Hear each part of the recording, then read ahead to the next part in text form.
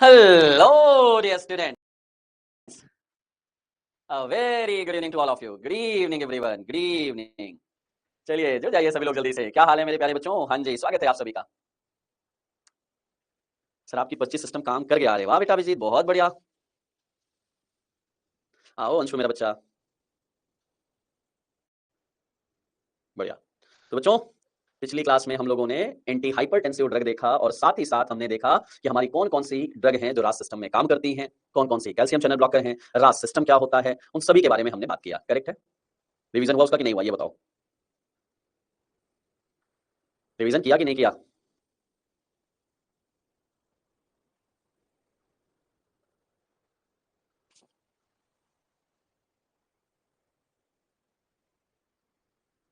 बढ़िया। चलें आगे। बस सुबह ठंड में उठा नहीं जा रहा है। हाँ ये ठीक है। चलो तो रास सिस्टम में क्या क्या हमने देखा कि सर हमारी जो रास सिस्टम है, रेनिन एंजियोटेंसिन एल्डोस्टेरॉन सिस्टम की बात किया गया। उसमें हमारी जो ड्रग है वहां पे हमने एस इनहिबिटर यानी कैप्टोप्रिल की बात किया, हमने वहां पे एंजियोटेंसिन रिसेप्टर ब्लॉकर की बात किया, डायरेक्ट रेनिन इनहिबिटर की बात किया। ये हमने यहाँ पे देखा था। करेक्ट। और साथ ही साथ अगर बात किया जाएगा हमारा सिंपैथेटिक ब्लॉकर की बात करेंगे जो रेनिन रिलीज को इनहिबिट करेंगे। अभी आगे उनको हम देखेंगे, वहां की कहानी में हमारा ये आएगा। बट अभी थोड़ा सा हम इनके इंडिविजुअल क्लासेस को देखा जाए कि जैसे हमने एस इनहिबिटर की बात किया और एस इनहिबिटर की बात किया गया तो उसमें हमने क्या देखा कि सर जो हमारा एस एंजाइम है एंजियोटेंसिन कन्वर्टिंग एंजाइम, सर वो हमारे एंजियोटेंसिन 1 से एंजियोटेंसिन 2 के कन्वर्जन को इनहिबिट करता है। ये तो पहली कहानी हुई। और दूसरी कहानी सर यहाँ पे हमने एक चीज और देखा था कि सर जो हमारा एस एंजाइम होता है एक्चुअली वो प्रेजेंट कहाँ होता है? लंग्स में प्रेजेंट होता है। क्यों सर लंग्स में प्रेजेंट होता है? उसका एक बहुत बड़ा रीजन होता है बेटा, क्योंकि ये ब्रेडिकाइनिन के मेटाबॉलिज्म के लिए भी रिस्पॉन्सिबल होता है। अब अगर हमने एस इनहिबिटर दिया और उस एस इनहिबिटर ने क्या किया, हमारे एस एंजाइम को इनहिबिट कर दिया, तो ठीक है एंजियोटेंसिन 1 से एंजियोटेंसिन 2 में कन्वर्जन नहीं होगा, मतलब आगे हमारा बीपी वाला प्रॉब्लम नहीं आएगा। लेकिन सर दूसरे एंगल पे सोचो, सर वो हमारे ब्रेडिकाइनिन के मेटाबॉलिज्म को इनहिबिट कर देगा। और अगर ब्रेडिकाइनिन के मेटाबॉलिज्म को इनहिबिट कर देगा तो सर हमारे लंग्स में ब्रेडिकाइनिन बढ़ेगा, और अगर ब्रेडिकाइनिन हमारे लंग्स में बढ़ेगा तो कफ कॉज होगा। और इसीलिए एक बहुत बड़ा मेजर एडवर्स इफेक्ट हमारे एस इनहिबिटर एंजाइम का कहा जाता है कि सर एस इनहिबिटर जो भी हमारे हैं वो क्या करते हैं? ड्राई कफ कॉज करते हैं। हाँ जी, कोई भी इस क्लास की ड्रग हो, कैप्टोप्रिल, इनालाप्रिल, लिस्नोप्रिल, प्रिंडोप्रिल, रैमेप्रिल, फॉसिनोप्रिल, सब लाइए। और ये इवन हमारे जो हाइपरटेंशन की फर्स्ट लाइन ड्रग होती हैं, सबसे पहले ये ड्रग हमारी यूज की जाती हैं, फर्स्ट लाइन ड्रग कहलाती हैं। लेकिन हाँ मैकेनिज्म सब कुछ आपको पता है कि हमारे एंजियोटेंसिन 1 से 2 को नहीं बनने देंगे, और अगर 2 नहीं बनेगा तो वैसोकॉन्स्ट्रिक्शन नहीं होगा, एल्डोस्टेरॉन नहीं रिलीज होगा, सोडियम वाटर रिटेंशन नहीं होगा, और साथ ही साथ जो हमारा सिंपैथेटिक एक्टिविटी है वो भी इनहिबिट हो जाएगा। ये सारी चीजें आपने देखा है क्योंकि ये सब कुछ एक ही रिस्पॉन्सिबल है। एंजियोटेंसिन 2 की बात करेंगे। सो एंजियोटेंसिन 2 को अगर हमने नहीं बनने दिया यानी वैसोकॉन्स्ट्रिक्शन नहीं होगा, और वैसोकॉन्स्ट्रिक्शन नहीं होगा मतलब वैसोडाइलेशन होगा।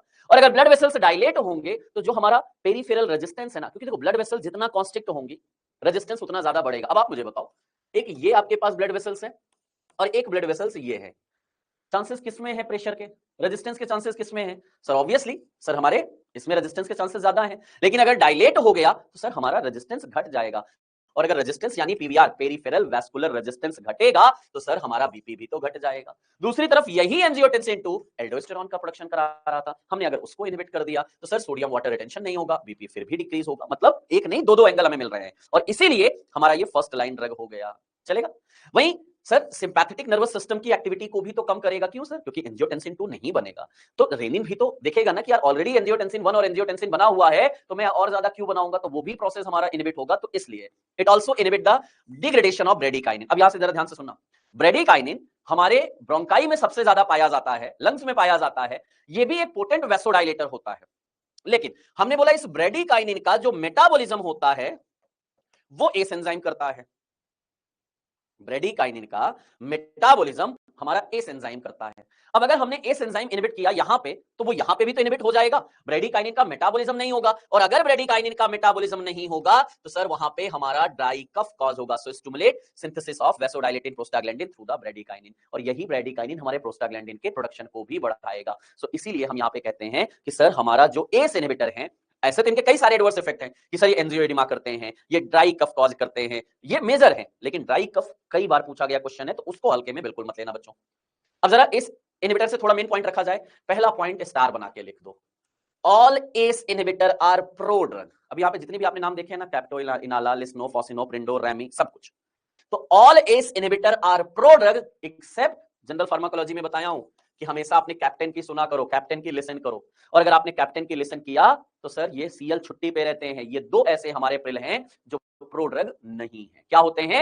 एक्टिव ड्रग होते हैं। बाकी सभी प्रो ड्रग होंगे तो प्रिलेट फॉर्म में बनेंगे। So all ACE inhibitor are pro drug except capto and lisino की बात किया जाएगा। और उसमें भी ये कैप्टोप्रिल हमारा शॉर्टेस्ट एक्टिंग होता है और रेमिप्रिल हमारा लॉन्गेस्ट एक्टिंग होता है।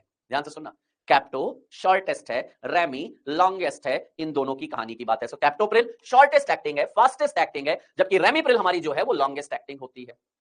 एक और स्टार पॉइंट बना के लिख लो कि जितने भी रास सिस्टम में ड्रग काम करेंगी, कौन कौन सी ड्रग रास सिस्टम में काम की? एस इनहिबिटर कर रही है, एंजियोटेंसिन रिसेप्टर ब्लॉकर कर रही है, डायरेक्ट रेनिन इनहिबिटर कर रही है, डायूरेटिक एजेंट कर रही है। ये सब हमारे कॉन्ट्रा इंडिकेटेड हैं ड्यूरिंग द प्रेगनेंसी। कहने का मतलब यह है कि इन ड्रग को प्रेगनेंसी के टाइम पे नहीं लेंगे। अभी आपका तुरंत क्वेश्चन आ जाएगा, तो सर ये बताइएगा हम कौन सी ड्रग प्रेगनेंसी में लेंगे? अरे भाई, प्रेगनेंसी के लिए और भी ड्रग आएंगी, पढ़ेंगे, जिसमें हम पढ़ते हैं, ट्रिक भी देंगे, लेकिन अभी सिर्फ यहाँ पे, वहां पे मिथाइल डोपा और हमारा क्लोरिडीन, ये सारी ड्रग की बात करोगे, लेकिन अभी नहीं। यहाँ पे जरा नजर रखना। सो एस इनहिबिटर टेराटोजेनिक, और खाली एस इनहिबिटर नहीं, मैंने बोला रास सिस्टम की सारी drug contraindicated during the pregnancy teratogenicity cause करेंगी।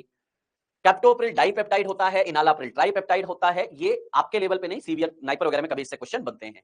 हाँ, ये तो हमने पहले बोल दिया कि sir first line drug for the hypertension. अरे ऐसा ही नहीं सर, एक और इनकी खासियत है कि अगर कोई ऐसा हाइपरटेंशन का पेशेंट है जिसको कोई अदर कोमॉर्बिड डिजीज है, मतलब कोई ऐसी डिजीज है जो और भी ज्यादा हमारे इसके साथ मिलकर टॉक्सिक हो सकती है, डेथ कॉज कर सकती है, जैसे डायबिटीज, जैसे सीकेडी, क्रॉनिक किडनी डिजीज की बात किया जाएगा, उसके लिए हमारी ये सबसे अच्छी है। मतलब these are the drug of choice for the treatment of heart failure, hypertension associated with the comorbidities like diabetes, chronic kidney disease, उसमें भी एस इनहिबिटर हमारे लिए बहुत अच्छी है।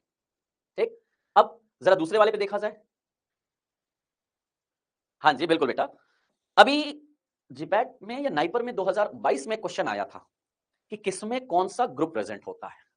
इनके नाम के बेसिस पे अभी आपने एक चीज देखा कि हाँ कैप्टोप्रिल शॉर्टेस्ट एक्टिंग है, रेमिप्रिल हमारी लॉन्गेस्ट एक्टिंग है, इतना हमने देखा है। लेकिन एक चीज और जरा मैं यहाँ पे दिखाना चाहूंगा, और इसको थोड़ा सुनना ध्यान से, और काम की बातें इसमें से मिलेंगी, क्योंकि बायो अवेलेबिलिटी से रिलेटेड क्वेश्चन आया था। जो हमने अभी ड्रग देखा, जरा इधर देखो सर, कैप्टोप्रिल हमने बोला शॉर्टेस्ट एक्टिंग, आप देखोगे 6 से 12 घंटे काम करती है। रेमिप्रिल एंड फॉस्फेनोप्रिल की बात करिएगा, खासतौर पर प्रिंडोप्रिल, रेमिप्रिल हमारा 24 घंटे से भी ज्यादा काम करती है। लॉन्गेस्ट एक्टिंग की बात करोगे, आप बोलोगे सर लिस्नोप्रिल में भी बना है, प्रिंडोप्रिल में भी 24 घंटे से ज्यादा बना है, बात की बात, रेमिप्रिल सबसे नंबर 1 पे है। फिर इनमें से हमने एक चीज बोला कि सर कैप्टो एंड लिस्नो ये दो हमारी एक्टिव ड्रग हैं, बाकी सभी क्या हैं? प्रो ड्रग हैं। ये भी टेबल अभी हमने पहले ही समझ लिया इससे। हाँ, काम की बात अब यहां पे आती है इसके नाम से। जितने भी हमारे ये सब हैं, ये सब कार्बोक्सी डेरिवेटिव हैं, दो चीजों को छोड़ के। कौन कौन सी? सर कैप्टोप्रिल में देखो, कैप्टो, यहां कैप्टो मतलब थायो, और थायो मतलब सल्फर। ध्यान से सुन लेना, कैप्टो में क्या लगा है? थायो, समझने के लिए, और थायो मतलब होता है सल्फर। यानी जो कैप्टोप्रिल है उसका केमिकल नेचर हमारा सल्फर नेचर होता है, उसमें सल्फेड्रिल ग्रुप प्रेजेंट होता है। और वहीं जब आप फॉसिनोप्रिल की बात करोगे, फॉस यानी फॉस्फेट, फॉस यानी फॉस्फेट, बाकी सब में नहीं। इनालाप्रिल, लिस्नोप्रिल, प्रिंडोप्रिल, रेमिप्रिल सब में कार्बोक्सी ग्रुप है। तो मैंने आपसे समझने के लिए दो चीजें यहां पे और अलग कर दिया है।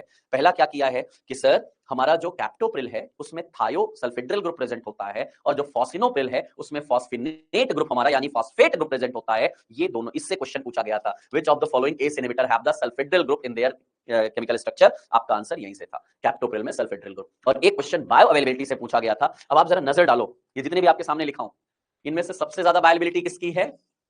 हाँ जी, तो क्या समझ में आ रहा है कि सर कैप्टोप्रिल शॉर्टेस्ट है, फास्टेस्ट है, एक्टिव है, सल्फेड्रिल ग्रुप डेरिवेटिव है, एंड मैक्सिमम बायोअवेलेबिलिटी शो करती है, और इसीलिए कैप्टोप्रिल सबसे पहले यूज किया जाता है। लेकिन कैप्टोप्रिल में प्रॉब्लम वही है कि सर इसको बार बार लेना पड़ता है, तब हम रेमिप्रिल की तरफ नजर डालते हैं। बाकी कैप्टोप्रिल हमारे लिए काफी अच्छी है। तो सर क्या एडवर्स इफेक्ट नहीं, क्या बात कर रहे हो, वो तो मैंने पहले ही आपसे बोल दिया। सर कैप्टोप्रिल में तो स्टीवन जॉनसन सिंड्रोम कॉज करेगा ना, सल्फर आएगा, काज करेगा। रुक जा भाई, रुक जा, मुझे पता है भैया, तुम बहुत पढ़े हो, लेकिन रुको जरा। कैप्टोप्रिल इस मतलब एस इनहिबिटर की जितनी क्लासेस हैं, जितनी ड्रग है, सब के लिए ये हमारे एडवर्स इफेक्ट आ जाते हैं। करेक्ट है। अब जैसे देखो, हमने बोला कफ, ड्राई कफ कॉज होगा, क्यों कॉज होगा उसका रीजन बता दिया, क्योंकि सर लंग्स में ब्रेडिकाइनिन का मेटाबॉलिज्म नहीं होगा, और अगर ब्रेडिकाइनिन का मेटाबॉलिज्म नहीं होगा तो उसका कंसंट्रेशन बढ़ेगा। ठीक, दूसरा सर स्वेलिंग, लिप्स स्वेल कर जाएंगे, एंजियो एडिमा कॉज होगा। इनके दो मेजर एडवर्स इफेक्ट, ये दोनों इसके सबसे ज्यादा एडवर्स इफेक्ट है। टेराटोजेनिक सर है ही है, बिल्कुल है सर। और हाँ, एक पॉइंट और, ये ड्रग ऐसी है कि अगर इसको लगातार लंबे समय तक लिया जाएगा ना, तो ये खुद सीवियर हाइपोटेंशन कर सकती है। तो सर ये इसका सीवियर हाइपोटेंशन एडवर्स इफेक्ट आएगा। बाकी हाँ सर, एक और लास्ट वाला देख लो, डिस्ग्रेसिया, लॉस ऑफ टेस्ट सेंसेशन, ये इसके मेजर एडवर्स इफेक्ट है। किसके? सभी एस इनहिबिटर की बात कर रहा हूं। तो क्या क्या है? ड्राई कफ, एंजियोइडमा की बात करना, टेराटोजेनिक सभी हैं ही हैं सर, डिस्ग्रेसिया यानी टेस्ट अल्टरेशन करते हैं। ठीक है, रोशन भैया ने पूछा सर अब ऑप्टिकली एक्टिविटी के बारे में क्वेश्चन किए तो क्या आंसर देंगे, आपने बताया ही नहीं है। तो बेटा मैं एक काम करता हूँ ना, फिर मेडिकेम भी मैं पूरा खुद ही साथ में पढ़ा लेता हूँ, ठीक है, काहे के लिए अलग से तुम लोगों की क्लासेस चलवाऊं, कुछ तो सबर किया करो रे पगला। है कोलॉजी में कहीं रिगार्डिंग द ऑप्टिकल एक्टिविटी के बारे में, केमिस्ट्री और कोलॉजी में कुछ अंतर होगा मेरा बच्चा।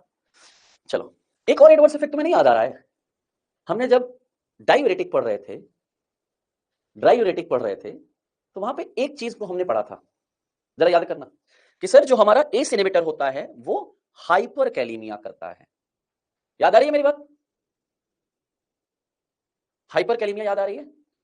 What is neutropenia? हाँ वो तुम्हें अब समझने की जरूरत फिर से मुझे बताना पड़ेगा, कितनी बार बताऊं, पीनिया मतलब घटना और न्यूट्रो यानी न्यूट्रोफिल्स, न्यूट्रोफिल्स का कंसंट्रेशन घटना वो कहलाता है न्यूट्रोपीनिया, कई बार बता चुका हूं, थोड़ा सोचा करो यार।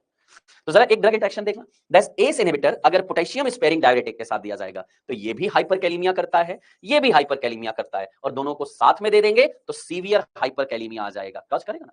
तो सर पोटेशियम स्पेयरिंग डायरेटिक के साथ नहीं दे सकते, बिल्कुल नहीं दे सकते। तो सर थायाजाइड के साथ दे सकते हैं? हाँ दे सकते हैं। क्यों? सर थायाजाइड हाइपोकैलेमिया करता है, एस इनहिबिटर हाइपरकैलेमिया करता है, तो दोनों मिलकर बैलेंस कर लेते हैं। जी सर हाँ चलेगा। ठीक, एस इनहिबिटर अगर लिथियम के साथ दिया जाएगा तो उनके लिथियम के एलिमिनेशन को ये इनहिबिट करेगा, जिससे लिथियम की टॉक्सिसिटी भी हो सकती है, ये आएगा इसके साथ। पोटेशियम स्पेयरिंग डायरेटिक हाइपरकैलेमिया है, बिल्कुल है बेटा, पढ़ा है हमने। यूज कहां कहां है? जितने भी सीवीएस की डिजीज आएंगे, हाइपरटेंशन में यूज कर लीजिए, सीएचएफ में यूज कर लीजिए, एंजाइना में यूज कर लीजिए, डायबिटिक नेफ्रोपैथी में यूज कर लीजिए, मायोकार्डियल इंफेक्शन में यूज कर लीजिए, सब में यूज कर लीजिए, कोई दिक्कत नहीं, यूज हर जगह है। अच्छा हाँ, अब एक पॉइंट बता ही देता हूं बेटा श्रद्धा, बिल्कुल। अभी आपने एक चीज पढ़ा कि सर जो हमारी एस इनहिबिटर है, एस इनहिबिटर का एक मेजर एडवर्स इफेक्ट हमने क्या देखा है? ड्राई कफ कॉज करती हैं, देखा ना अभी हमने? जी सर। अब ACE inhibitor dry cough cause करती हैं, ACE inhibitor dry cough cause करती हैं, जरा सोचो, तो क्वेश्चन आ सकता है कि dry cough induced by the ACE inhibitor what will be the drug of choice. अब थोड़ा सा मुझे नसाइड में जाके और इसके लिए आंसर देना पड़ेगा, सर एस्पिरिन हमारी जो है ना वो इसके लिए ड्रग ऑफ चॉइस है। सर ऐसा क्यों? अब ये भी देखो, सब कुछ जुड़ा है, सब कुछ जुड़ा है। अब थोड़ा पहले जाओ, अभी मैंने एक लाइन बोला था कि अगर आपने ब्रेडिकाइनिन का मेटाबॉलिज्म घटा दिया तो प्रोस्टाग्लैंडिन बढ़ जाएंगे, बात आई थी। तो सर प्रोस्टाग्लैंडिन बढ़ा तो मुझे घटाना तो पड़ेगा ना, मुझे एस्पिरिन देना पड़ेगा ना। हाँ जी सर, वहां पे एस्पिरिन हमारी यूज की जाएगी, और हाँ लो डोज वाला ही 75 mg वाला ही यूज करेंगे। हर चीज को रिलेट करो, शुरू से बोला हूं फार्माकोलॉजी नहीं है, फार्माको रिलेशन है, रिलेट करो आंसर पाओ, रिलेट करो। चलो दूसरी क्लास क्या है? ARB, angiotensin receptor blocker. ये क्या है भाई?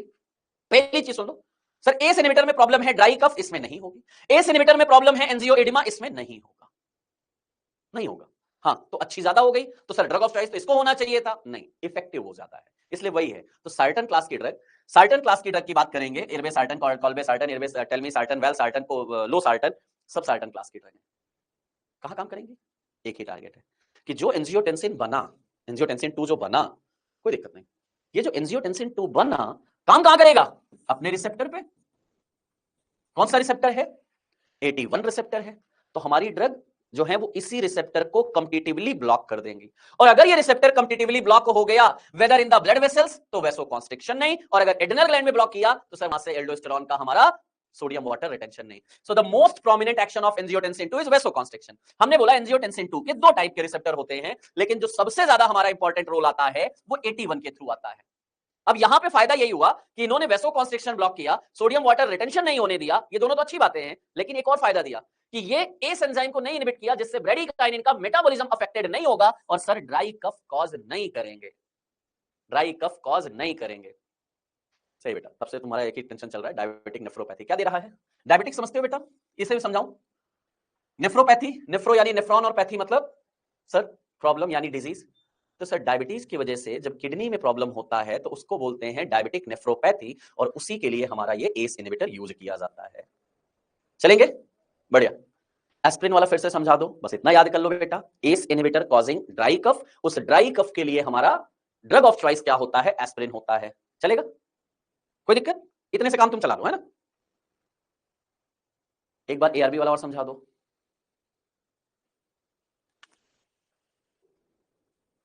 भाई डायबिटीज इंसिपिडस तो यहां नहीं आ रहा है।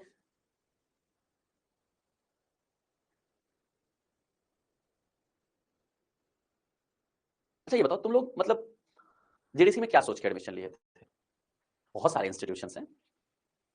मतलब तुम्हें लग रहा था कि जीडीसी में मैं फॉर्मेलिटी करूंगा, क्लासिफिकेशन पढ़ा दिया, थोड़ा बहुत सुपरफिशियल मैकेनिज्म ऑफ एक्शन बता दिया और तुम्हें लगता है कि सिलेबस खत्म हो जाएगा।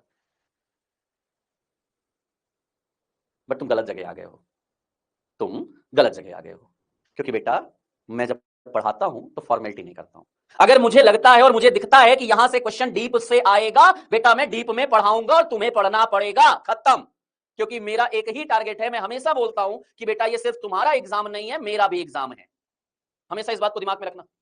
अगर तुम पास होगे, मैं प्राउडली कहूंगा कि मेरे बच्चे ने ये रैंक लाया, मेरे बच्चे ने ये रिजल्ट लाया। मैं प्राउडली हमेशा अनाउंस करता हूं, इतना रिजल्ट, इतना जीडीसी से रिजल्ट। क्यों बोलता हूं? क्योंकि मैं पढ़ाने से पीछे नहीं हटता हूं।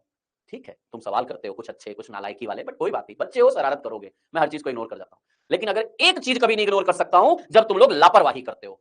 तुमसे ज्यादा मुझे दुख होता है, क्योंकि याद रखना बेटा, जिस दिन तुम्हारा रिजल्ट आता है, मुझे क्वालिफाई वालों से ज्यादा खुशी उन बच्चों के लिए दुख होता है जिन्होंने मां बाप का पैसा और अपना समय बर्बाद किया, लेकिन पूरा समय नहीं दिया, पूरा डेडिकेट होकर पढ़ाई नहीं किया है, और आज उनका क्वालिफाई नहीं हुआ है। मैं नहीं चाहता बेटा तुम उस कैटेगरी में बैठो। तो प्लीज थोड़ा सा सिंसियर हो जाओ।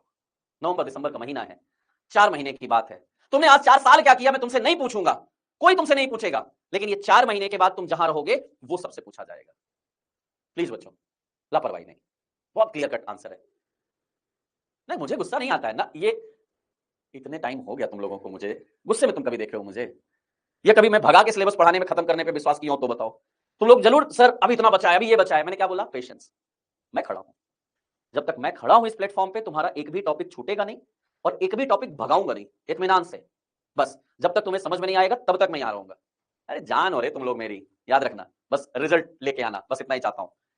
खैर आओ एआरबी वाला बता दूं। एआरबी वाला क्या है?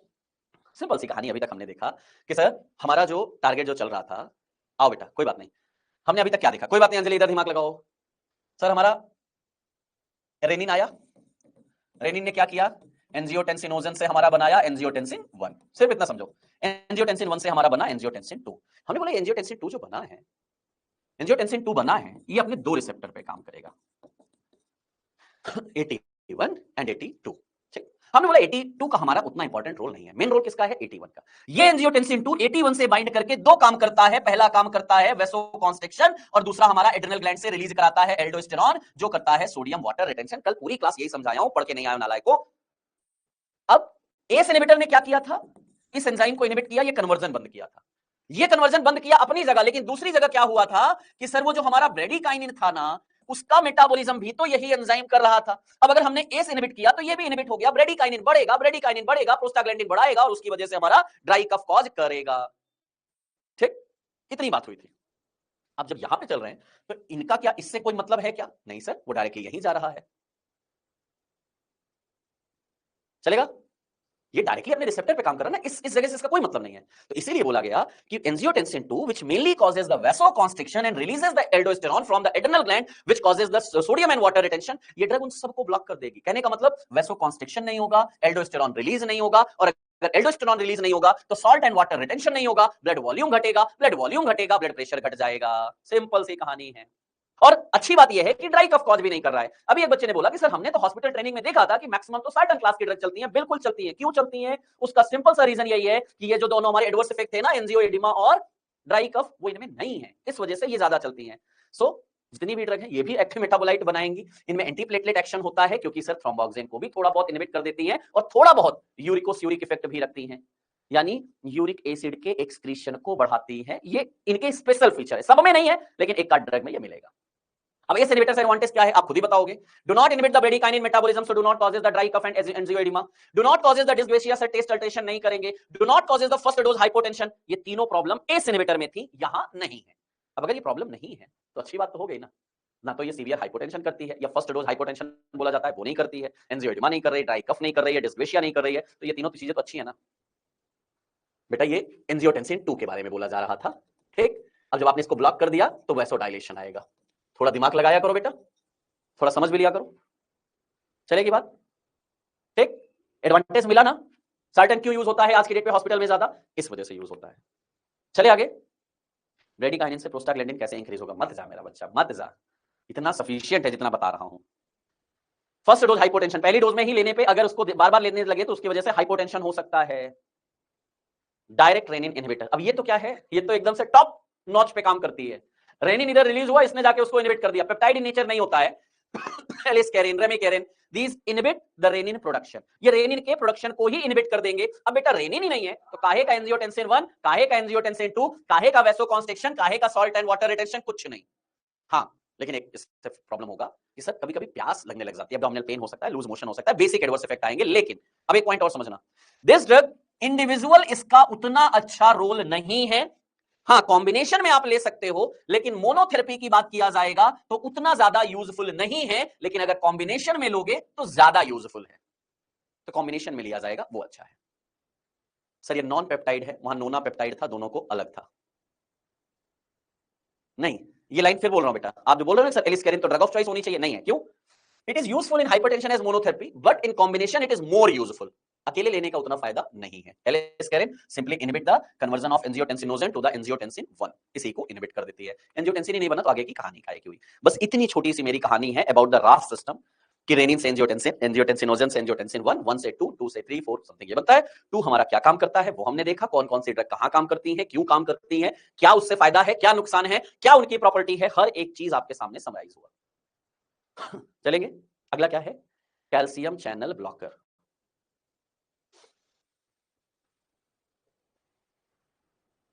Calcium channel blocker. अब पहले मुझे आप ये बताओ कि कैल्शियम चैनल ब्लॉकर कितने टाइप के होते हैं? सर अकेले देने से क्या होता है? कुछ नहीं होता है, थोड़ा उतना अच्छा इफेक्ट नहीं आएगा, कम इफेक्ट आएगा, ये कहा जा रहा था बेटा। चलिए जल्दी से बताइए, कैल्शियम चैनल ब्लॉकर कितनी क्लासेस में है? बोलो जल्दी। 3 क्लासेस में, बढ़िया। कौन कौन सी हैं? छोड़ दे बेटा एड्रेनलिन, आगे आ जा। कौन कौन सी हैं? Phenyl alkyl amine, benzothiazepine, dihydropyridine, phenyl alkyl amine यानी वेरापामिल, बेंजोथायाजेपिन यानी डिल्टियाजेम, एंड डाईहाइड्रोपिरिडीन यानी डिपीन क्लास की ड्रग आएंगी। ये 3 क्लासेस हैं। तो वेरापामिल की पहली क्लास, डिल्टियाजेम की दूसरी क्लास और डिपीन की तीसरी क्लास हम यहां पे बात कर रहे हैं। लेकिन लेकिन लेकिन लेकिन लेकिन लेकिन आगे बढ़ो उससे पहले कुछ काम की चीज तुम देख लो मेरे साथ।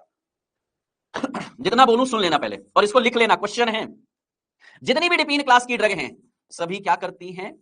रिफ्लेक्स टैकीकार्डिया करती हैं। अब इसका एक मतलब है कि ये खुद हमारे हार्ट रेट को रिफ्लेक्स के थ्रू बढ़ाती हैं। कहने का मतलब यह है कि सर अरिथमिया के केस में कभी भी नहीं लिया जा सकता, पहला चीज। दूसरा, सर जो हमारा वेरेपामिल है ना, वेरेपामिल है, इसका क्वेश्चन पूछा गया कई बार, सर ये एंकल एडिमा कॉज करता है और कॉन्स्टिपेशन कॉज करता है। वैसे कॉन्स्टिपेशन थोड़ा बहुत सब करेंगे, लेकिन ये वाली ड्रग ज्यादा करती है, ये वाली ड्रग ज्यादा करती है। ठीक। बेंजोथायाजेपिन सल्फर डेरिवेटिव है तो कभी कभी blackening of the stools and tongues करता है, वो उसकी कहानी है। लेकिन ये वाले क्वेश्चन भरमार हैं। Reflex tachycardia cause by the calcium channel blocker, dipine class की ड्रग, कोई भी आए फर्क नहीं पड़ता। Ankle oedema and constipation cause by the verapamil, कोई भी आए कोई फर्क नहीं पड़ता। चलिए अब एक चीज और, अब डिपीन क्लास में एक ड्रग आती है निफेडिपिन, और ये जो निफेडिपिन है ना, ये इंसुलिन के सिक्रीशन को घटाता है। और अगर इंसुलिन का सिक्रीशन घटेगा, इंसुलिन का सिक्रीशन घटेगा तो डायबिटिक के पर्सन को निफेडिपिन कभी नहीं दिया जाएगा। ये दोनों जरूर याद रखना। ठीक, चलो अब आगे बढ़ते हैं, एक एक करके बात करते हैं। सबसे पहले डाईहाइड्रोपिरिडिन, हेडेक, अच्छा रिफ्लेक्स टैकीकार्डिया के साथ हेडेक और थोड़ा बहुत ये हमारा फ्लशिंग करेंगे। हेडेक सर दर्द करना इनकी स्वाभाविक सी चीज है।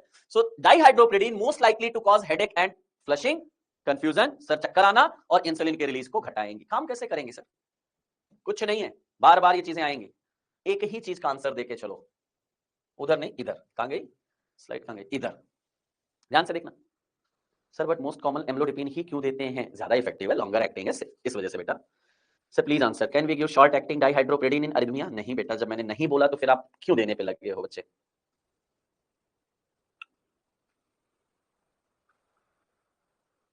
ठीक, हाँ करेंगे बेटा प्रियेश। वैसे अगर लॉन्गेस्ट एक्टिंग डिपिन की बात करोगे तो सर निकार्डिपिन हमारी लॉन्गेस्ट एक्टिंग होती है, एंड सेल्विडिपिन की बात किया जाएगा शॉर्टेस्ट एक्टिंग होती है। अभी उस पर रुकूंगा, थोड़ा समझो पहले, इधर आ जाओ पहले। अदर देन निफेडिपिन डायबिटीज में दे सकते हैं? बिल्कुल दे सकते हैं। सर जब एम्लोडिपिन टैकीकार्डिया करेगा तो हाइपरटेंशन में क्यों देंगे? ठीक है बेटा, मतलब हम नहीं चाह रहे कि टैकीकार्डिया ना हो तो हाइपरटेंशन को भी ट्रीट ना करें, आप ये चाह रहे हो क्या? देखो होता क्या है, कैल्शियम आता है, कैल्शियम सेल के अंदर आएगा, ये हमने बोला ये हमारा सेल के अंदर की कहानी है। कैल्शियम चैनल यहां प्रेजेंट है, कैल्शियम यहां से आया, कैल्शियम आएगा, कैल्शियम कॉलमुडलिन कॉम्प्लेक्स बनेगा, जो क्या करेगा सर, हमारा जो inactive myosin light chain kinase है, अब स्केलेटल मसल्स कॉन्ट्रैक्शन आपने पढ़ा है, एसएमआर में भी आपको पढ़ाया हूं, तो मायोसिन लाइट चेन काइनेज हमारा एक्टिव होता है, बनाता है active myosin light chain kinase. अब इस active myosin light chain kinase में जुड़ता है हमारा एक्टिन, और जब एक्टिन और मायोसिन ये दोनों हमारी कॉन्ट्रैक्टाइल प्रोटीन मिलती है तो कॉन्ट्रैक्शन होता है। लेकिन शुरुआत कहां से हुई? कैल्शियम से। अब हमारा जो कैल्शियम चैनल ब्लॉकर है वो इसी चैनल को इनहिबिट कर दिया, और अगर ये चैनल इनहिबिट हो गया, कैल्शियम अंदर आया ही नहीं, तो sir myosin light chain kinase का एक्टिवेशन होगा नहीं, और अगर मायोसिन लाइट चेन काइनेज का एक्टिवेशन होगा नहीं तो सर हमारा यहां पे कॉन्ट्रैक्शन की बात ही मत करना। बस समझ में आ रही है? ये उसकी कहानी दी जा रही है। चलो, फायदा क्या है? अब जितने भी पीछे हमारी प्रॉब्लम थी इनको फायदा बना दो। सबसे पहली बात, सर प्रेगनेंसी में दे सकते हैं। रास सिस्टम कॉन्ट्राइंडिकेटेड थे, ये वाले कॉन्ट्राइंडिकेटेड नहीं है, इनको दे दीजिए।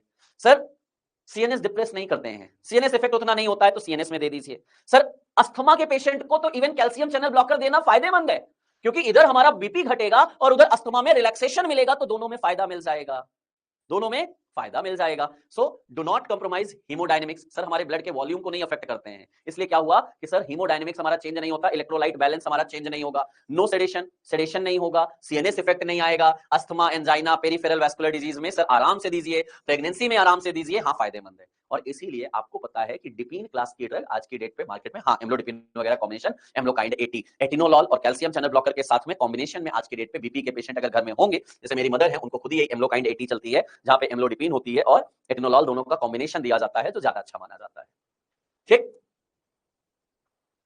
डिपीन अभी कैल्शियम चैनल ब्लॉकर को और डिटेल में हम सीएचएफ वाले चैप्टर में पढ़ेंगे, सीएचएफ में इसके बारे में और डिटेल में जाऊंगा, अभी इतना मत जाओ, अभी सिर्फ ड्रग नाम इतना दोस्ती कर लो। हाँ सीएचएफ जब पढ़ाऊंगा तो वहां कैल्शियम चैनल ब्लॉकर के बारे में डिटेल में जाऊंगा, कितने जनरेशन में है, फर्स्ट जनरेशन, सेकंड जनरेशन क्या है, सर हमारा ये कैल्शियम चैनल ब्लॉकर में कौन सी कहां पे दिया जाएगा, वहां पे बात करूंगा। Nifedipine is only which used in emergency, बिल्कुल करते हैं बेटा। अच्छा, इन्होंने पूछा सर ये किस टाइप का चैनल ब्लॉक करता है, वाह बेटा, हार्ट में किसी और टाइप का चैनल प्रेजेंट होता है क्या?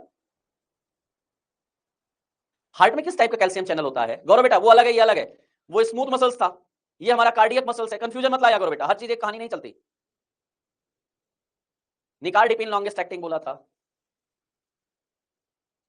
बढ़िया, डायूरेटिक। अब ये क्या है सर? पूरा तो चैप्टर पढ़ के आए सर, इसमें अब नया क्या बचा है, इसको तो फटाफट देख लो एक बार खाली।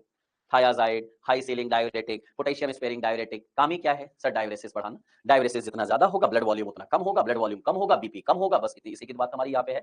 ठीक है, thiazide related drug, diuretic choice of the uncomplicated hypertension, वहां पे भी मैंने आपको बोला था कि अनकॉम्प्लिकेटेड हाइपरटेंशन में ये ड्रग ऑफ चॉइस है। Initially the diuresis produces reduces the plasma ECF volume, घटाते हैं कार्डियक आउटपुट, घटाते हैं ब्लड प्रेशर, घटाते हैं, उन्हीं की कहानी यहाँ पे दी गई है। So induces diuresis, decrease blood volume, blood volume घटा तो ब्लड प्रेशर घटा। अब इसके एडवर्स इफेक्ट, इसके जितने भी कॉम्प्लिकेशंस हैं, कहां पे हाइपो है कहां हाइपर है, वो सारी बातें बच्चों हम लोगों ने डायूरेसिस में पढ़ा है बेटा, खुशी खुशी खुशी पढ़ा था, चलेगा। डिल्टियाजम का इसलिए उसका ज्यादा यूज नहीं होता बेटा। अब दो तीन पॉइंट यहां पे ध्यान दे लो, ये तो पढ़ा था कि thiazide is first line treatment for the uncomplicated hypertension, लेकिन एक लाइन और बात किया था कि सर जो स्पाइरोलेक्टोन होता है वो ड्रग ऑफ चॉइस है फॉर द रेजिस्टेंट हाइपरटेंशन, जहां पे कोई ड्रग काम नहीं करती वहां हमारी स्पाइरोलेक्टोन काम करती है। थायाजाइड के केस में एक चीज आपको और बताया था कि अगर कोई हमारी लेडी है और खासतौर पर ऑस्टियोपोरोसिस हो रहा है या मेनोपॉज हो चुका है, उस केस में हमारी थायाजाइड ड्रग ऑफ चॉइस होती है, ये भी आपको मैंने वहां पे बोला था, चलेगा। तो जरा नजर डालो, what is mean by PVD, peripheral vascular disease, वही ब्लड वेसल्स वाली प्रॉब्लम की बात है।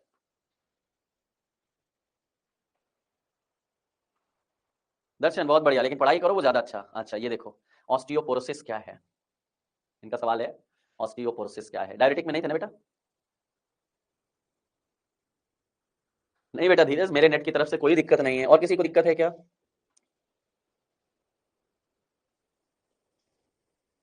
हाइपोवोलेमिया आएगा ही आएगा यार, वाह।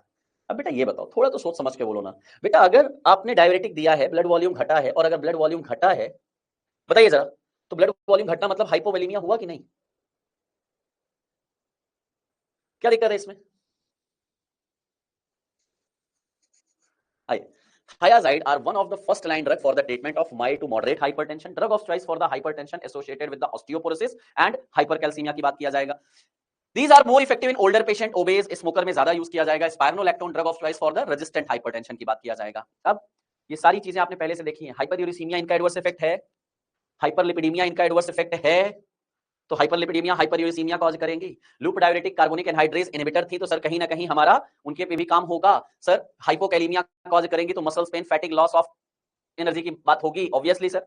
अगर पोटेशियम की कमी होगी तो मसल्स पेन होगा। हाइपोकैलिमिया में muscles pain, fatigueness and loss of energy. ये बहुत बेसिक सी कहानी है, बड़ी सिंपल सी आएगी। नेक्स्ट वेसोडाइलेटर, लेकिन आज नहीं, अब कल। हाँ ठीक है।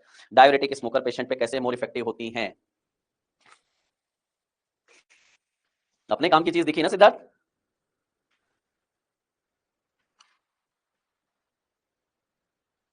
हाँ हाँ ठीक है ठीक है ठीक है। ओके लो भैया, कमल बाबू का क्या है? कमल लोचन का कहना है, sir please help marathon get weekly test